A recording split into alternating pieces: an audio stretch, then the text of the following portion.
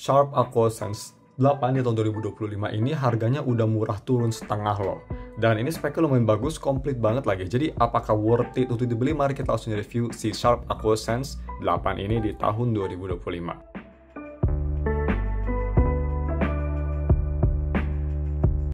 Halo guys, nama gue Tech, dan di video kali ini langsung aja kita review si Sharp AquaSense 8. Sebelumnya, sorry gue sebenarnya udah nge-record video ini, tapi audionya hilang. Jadi gue restart lagi, tapi sayangnya ini HP udah gue factory reset. Tapi seperti biasa, kalau misalnya kalian mau beli HP ini atau link yang wallpaper yang ada di thumbnail dan yang ada di biro, nanti gue bakal taruh semua linknya ada di deskripsi. Jadi ya mungkin A-roll ini hanya untuk ngeliatin belakangnya karena gue udah terlanjur factory reset.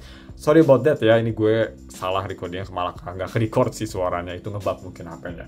Anyway, mari kita langsung aja. Yang pertama untuk harga. Harga sendiri kalian bisa dapat AquaSense 8 di 3 jutaan aja untuk yang baru, dan untuk bekas kita 2 jutaan. Absolutely cheap. Dan untuk spek sendiri dia pakai Snapdragon 6 Gen 1 maksud gue, 6.1 inch ISO OLED display. Dia ada headphone jack, USB 3.1 juga, NFC, udah micro SD expansion, dan baterainya besar banget di 5000 mAh baterai. Desain dan display bagaimana? Desain depan, menurut gue sih ini kelihatan tua ya, kelihatan desain-desain HP-HP tahun 2020-an. Dia drop dan bezelnya masih cukup tebal. Ya, di tahun 2025 udah kerasa ketinggalan, tapi Sharp memang suka ketinggalan kalau masalah desain depan. Untuk desain belakang, dia khas menurut gue, khas Sharp banget. Dan kelihatan beda dari yang lain, terus gue suka banget sama build quality yang terbuat dari full metal. Ini sih enak banget, dan untuk desain belakang gue sendiri suka. Terus bagaimana untuk ketebalannya? Ketebalannya bisa kita lihat, ini HP memang cukup tebal karena baterai yang besar, dan untuk one-handed usage sih ini enak sekali menurut gue. Enak banget, bisa nyampe semua, 6,1 inci, compact, favorit gue banget. Ya nggak se-compact iPhone 13 mini, tapi it's pretty good. Terus bagaimana untuk kualitas displaynya? Display sendiri bisa kita lihat ya, bagus, dia ISO OLED-nya bagus, ini udah nggak ada masalah green tint karena gue udah update ke software yang baru. Warna vibrant, jelas, kayak Samsungnya vibranya, dan view angle juga bagus. Buat nonton film, enak, gak ada masalah. Cuma sedikit keluhan dari gue, low brightness-nya menurut gue kurang low, agak sedikit terlalu terang. Tapi itu cuma preference gue. Dan bagaimana untuk si haptic dan touch? Haptic sendiri ini sayangnya biasa aja, masih lebih bagus HP Cina 2 jutaan. Hapticnya lebih ke suara daripada ke feeling gitu, bes-bes gitu bersuara. Tapi cukup powerful dan at least nggak berisik lah. Jadi biasanya kalau bes-bes berisik, ini nggak, jadi masih lumayan nyaman. Dan untuk touch yang pastinya nggak ada masalah sama sekali. Untuk biometrik dia ada di sini, fingerprint, satu power button, dan kecepatannya bisa kita lihat di biro, cukup cepat, cukup akurat, dan memang nggak yang paling cepat, tapi at least dia akurat dan reliable. Terus bagaimana untuk audio quality? Audio quality dia ada 3.5mm headphone jack di bawah, dan ini kualitasnya, decknya sendiri sangat bagus. Decknya gua tes pakai IM Tangzu Xuan NV, itu decknya bagus banget malah. Balance, suaranya powerful, enak didengar, dan soundstage semuanya tuh kerasa keluar semua gitu. Jadi bisa ngeran lah gitu. Ayam itu bisa di-boost suaranya jadi makin enak.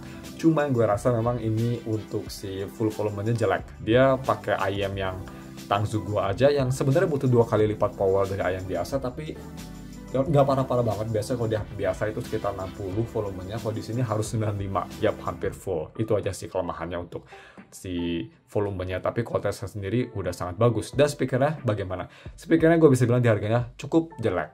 Dia hanya mono di kanan doang, dan ini suaranya tuh harus full volume ya, biar dia makin keras suara, makin bagus kualitasnya gitu. Tapi kalau di suara kecil dia suaranya kayak mendelep, gak cempreng, itu yang bikin bagus. Masih lumayan clear, tapi agak sedikit mendelep untuk si low end-nya, gitu yang gue rasa. Jadi ya, untuk speaker sih menurut gue HP lain banyak kali lebih bagus, even di harga yang lebih murah. Ya untuk lebih detailnya ini di speaker testnya, check it out.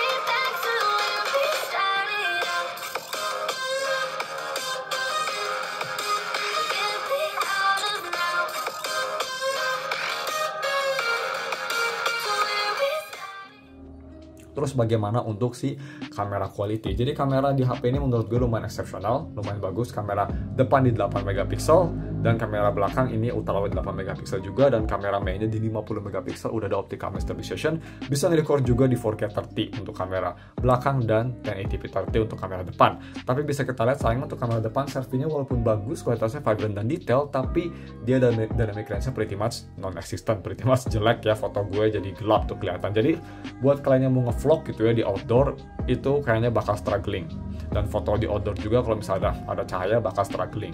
Tapi untuk main kamera dan ultrawide lumayan solid. Ultrawide memang gak sebagus main kamera, hanya 8 megapiksel, sedikit banyak noise dan sedikit kurang detail, tapi at least dia temperatur warnanya udah sama, jadi bagus. Dan main kamera kualitasnya absolutely amazing menurut gue, dynamic range bagus, warnanya gue suka ya, kayak Google Pixel, gak tau kenapa ngingetin gue, detailnya bagus dan foto kelihatan bersih dan enak dilihat. Walaupun memang shutter speednya kurang bagus menurut gue, tapi overall fotonya sih udah cukup oke, so that's pretty good. Dan untuk video recording dia bisa nge-record sampai resolusi 4K 30 seperti gue bilang.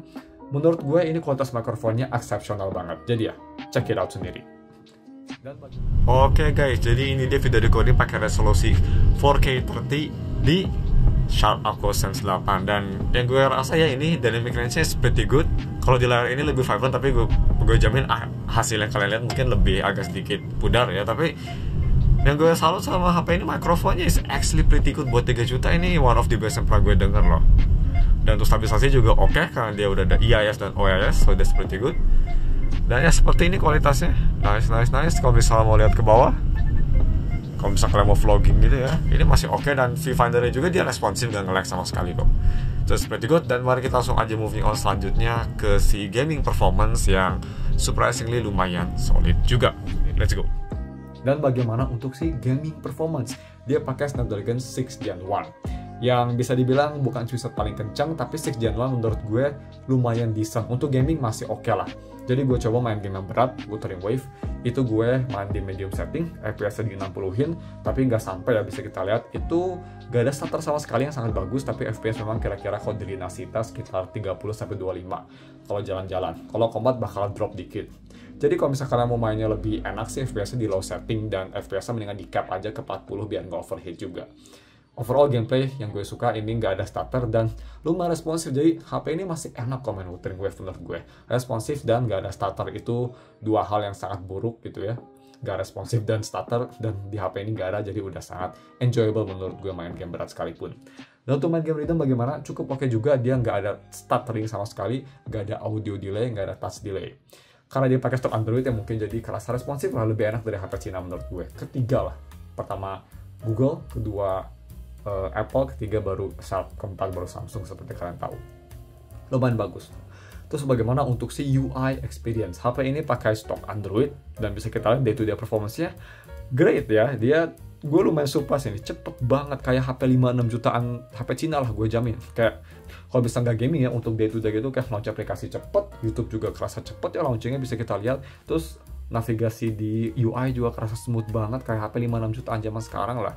Ini berkat chipset yang efisien, gak cepat panas dan itu ya, dan si Androidnya masih pakai stok Android. That's amazing menurut gue.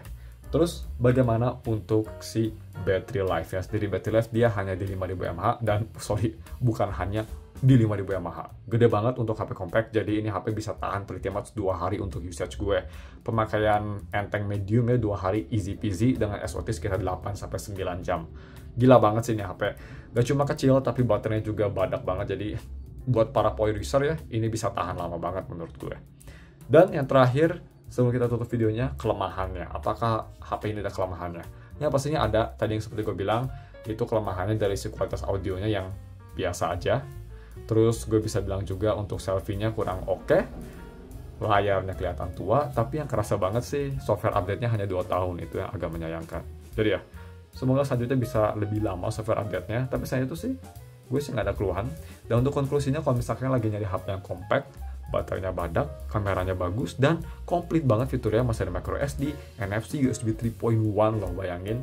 Masih pakai software yang pretty much stock Android, gue suka banget. Terus ingin compact form factor dengan baterai yang amazing, ini sih menurut gue nggak ada yang bisa ngalahin untuk di harganya. Menurut gue ya, this is amazing untuk harganya. Jadi kalau misalnya kalian mau beli HP ini, pasti gue bakal taruh linknya di deskripsi, dan juga sama wallpaper juga yang kalian lihat di bio gue taruh di deskripsi. Dan untuk full spec-nya bisa lihat di sini. Jadi ya, mungkin cuma segitu aja untuk video reviewnya. Kalau misalnya ada pertanyaan bisa komen di bawah. Thanks for watching dan ketemu lagi minggu depan untuk video review lainnya.